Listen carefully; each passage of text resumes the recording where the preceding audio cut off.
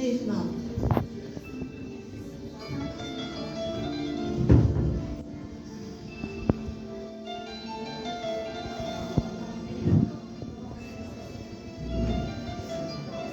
Yıl müddətində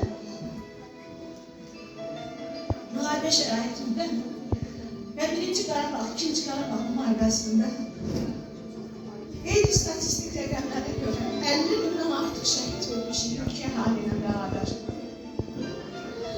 Minlərlə oğul övladlarımızın tələb kimliklə xəbər verir. Hələ də işğaldan azad olunmuş ərazilərimizdə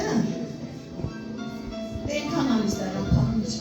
Sümüklər aşkarlanır, cənazələr aşkarlanır. Və bu qələbənin qazanılması bizim ilk öncə qəhrəman analarımızın, sonra isə onların böyütdüyü əskərlərin payıdır. Çox böyük qürur hissi ilə deyirəm ki, bu gün zalımızda həmən qəhrəmanları böyüdən, onlara həyat verən bir qəhrəman ana da var. Sevda müəllimə, buyurun yanıma. Bugün o qəhrəmanı böyüdən şəhid bacısı var.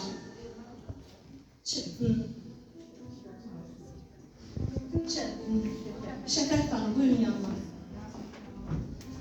Tədbiri başlamamışdan əvvəl istəyirəm söz onlara verim. Çünki bugün onların haqqıdır. Çıxarım.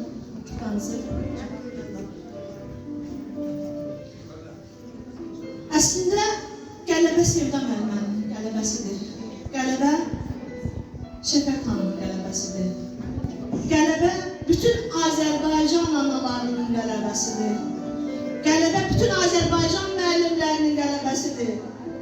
30 ildən artıqdır ki, biz vətənpərvərlik siniflərdə aşırıq övladlarımıza. Və bizim siniflərdən ən nadinc, sözə baxmayan şagirdlərimizin, Qarabağ uğrunda canından keçən vətənpərvər oğullarımızın, qızlarımızın qələbəsidir. Çox söz demək olar, çox fikirlər aşılamaq olar. Mən bugün bütün bu tədbirin ərsəyə gəlməsində mənə yaxından kömək edən bütün məktəb heyətinə, müəllimlərimizə, valideynlərimizə, 8 anı bütün valideyn heyətdə dərin təşəkkürümü bildirirəm. Siz olmasanız, sizin köməyiniz olmasa mən heç bir şey əldə edə bilmərəm. Bugün həm də əlamətdar günlərdən biridir. Bizim məktəbimizdə 44 il Azərbaycan təhsilinin qorunmasında, uşaqların maariflənməsində xidməti olan əzizimiz Sevda müəllimənin 65 illik yubileyidir. Sabah biz Zəfər günü ilə bərabər onun 65 illiyini də qeyd ediləcəyik. Bütün məktəb kollektivi adından, şəxsən öz adımdan, 8 A-nın valideynləri və şagirdləri adından Sevda müəllimə can sağlığı, uğurlar, könül xoşluğu, ailə səadəti, həyatda nə istəyirsə onlara hamısına bir çatmağa